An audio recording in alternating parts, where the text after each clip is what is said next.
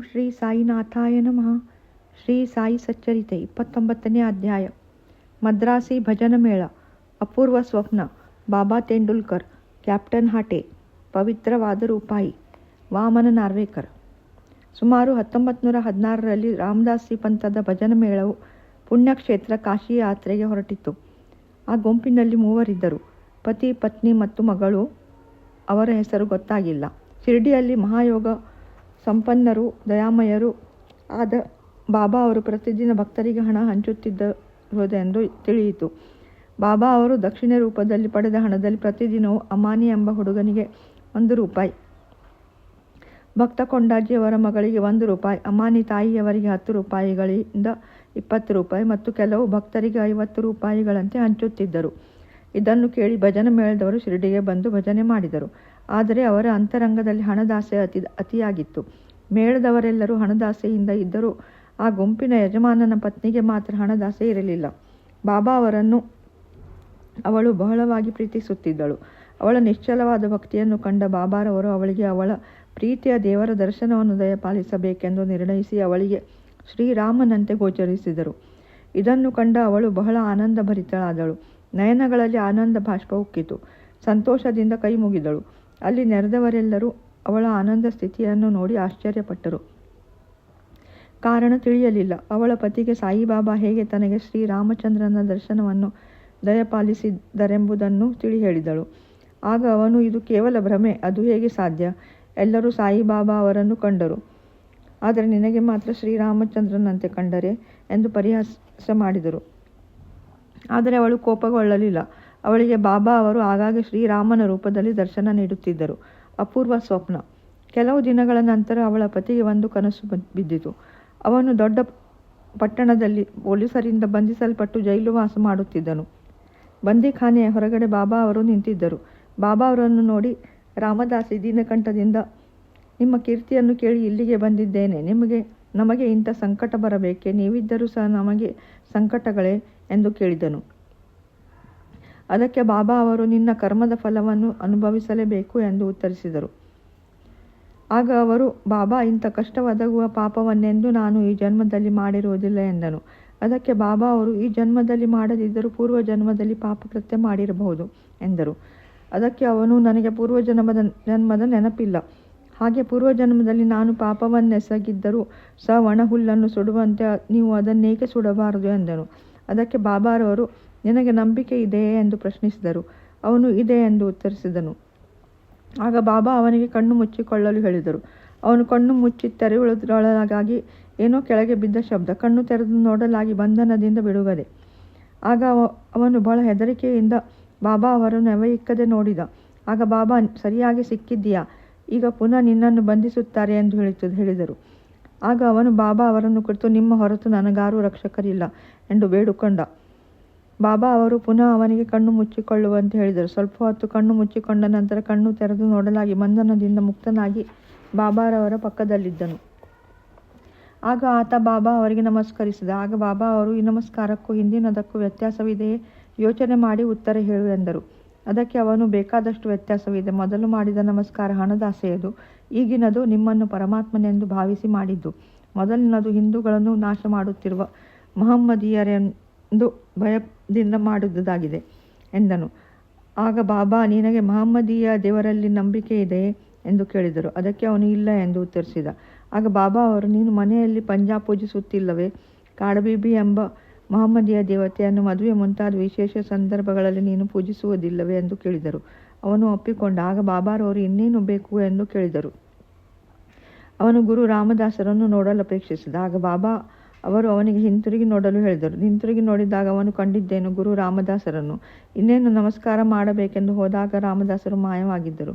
ಆಗ ಅವನು ಕುತೂಹಲದಲ್ಲಿ ಬಾಬಾರವನ್ನು ಕುರಿತು, ನೀವು ಬಹಳ ವೃದ್ಧರಂತೆ ಕಾಣುತ್ತೀರಿ, ನಿಮ್ಮ ವಯಸ್ಸೆಷ್ಟು ಎಂದು ಕೇಳಿದ. ಅದಕ್ಕೆ ಬಾಬಾ ಅವರು, ಏನು ಮುದುಕನಾಗಿರುವೆನೆ? ಹಾಗಾದರೆ ನನ್ನ ಜೊತೆಯಲ್ಲಿ ಓಡಿ ಬಾ ಎಂದರು. ಬಾಬಾ ಓಡಲು ಪ್ರಾರಂಭಿಸಿದರು.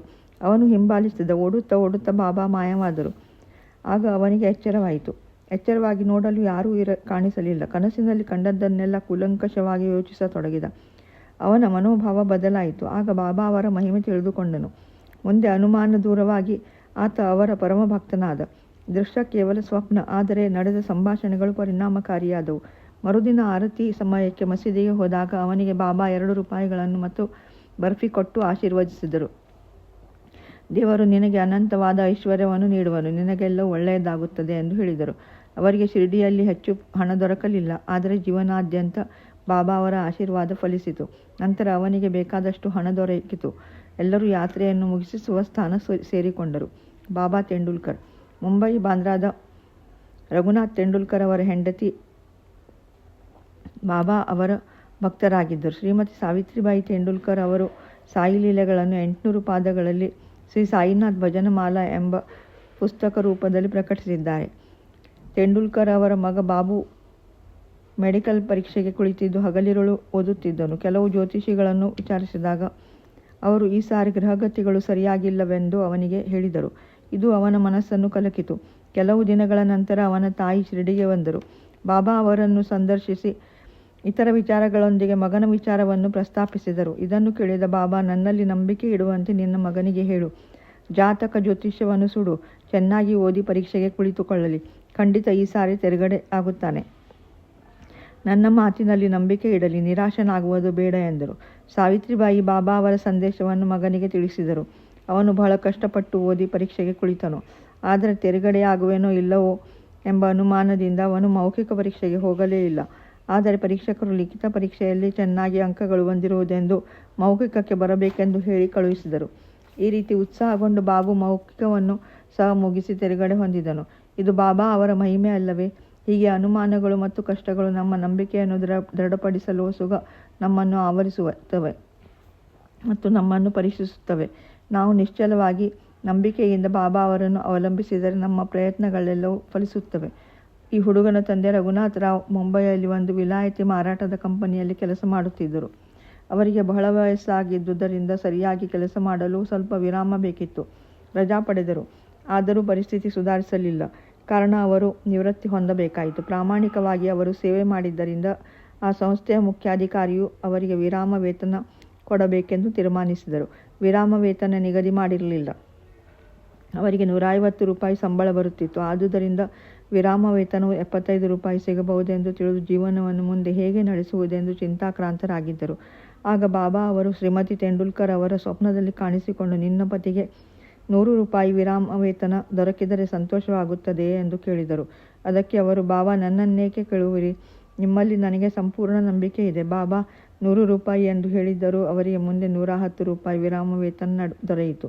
ಬಾಬಾ ಅವರಿಗೆ ಭಕ್ತರಲ್ಲಿ ಇಂಥ ಅಪರಿಮಿತವಾದ ಪ್ರೀತಿ ಇದ್ದಿತು. ಕ್ಯಾಪ್ಟನ್ ಹಾಟೆ.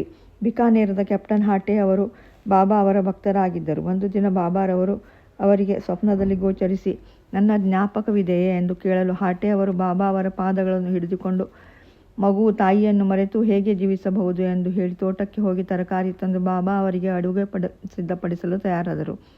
ಆ ಸಮಯಕ್ಕೆ ಸರಿಯಾಗಿ ಎಚ್ಚರವಾಯಿತು. ಆಗ ಅವರು ಸೀದಾ ಪದಾರ್ಥಗಳನ್ನು ಶಿರ್ಡಿಗೆ ಕಳುಹಿಸಲು ನಿರ್ಧರಿಸಿದರು. ಸ್ವಲ್ಪ ದಿನಗಳ ನಂತರ ಗ್ವಾಲಿಯರಿಗೆ ಬಂದರು. ಆಗ ಅಲ್ಲಿಂದ ಶಿರ್ಡಿಗೆ ಹೋಗುವವರ ಸಂಗಡ 12 ರೂಪಾಯಿಗಳನ್ನು ಕೊಟ್ಟು 2 ರೂಪಾಯಿಗಳನ್ನು ತರಕಾರಿಗೆ ಉಪಯೋಗಿಸಿ ಇನ್ನುಳಿದ 10 ರೂಪಾಯಿಗಳನ್ನು ಬಾಬಾ ಅವರಿಗೆ ದಕ್ಷಿಣೆ ಅರ್ಪಿಸಲು ಹೇಳಿದರು. ಅವರ ಸ್ನೇಹಿತರು ಶಿರ್ಡಿಗೆ ಬಂದು ತರಕಾರಿ ಕೊಂಡರು. ಆದರೆ ವಾಲ್ಪಾಪಡಿ ಪಲ್ಯ ದೊರೆಯಲಿಲ್ಲ. ಅಷ್ಟರಲ್ಲಿ ಅಲ್ಲಿಗೆ ಅಕಸ್ಮಾತ್ತಾಗಿ ಬಂದ ಒಬ್ಬ ಮಹಿಳೆಯ ಹತ್ತಿರ ಪಾಪಡಿ ಶೇಂಗಾ ದೊರೆತವು. ನಂತರ ಅದೆಲ್ಲವನ್ನು ತೆಗೆದುಕೊಂಡು ಮಸೀದಿಗೆ ಹೋಗಿ ಹಾಟೆಯವರ ಪರವಾಗಿ ಬಾಬಾ ಅವರಿಗೆ ನೈವೇದ್ಯ ಅರ್ಪಿಸಿದರು.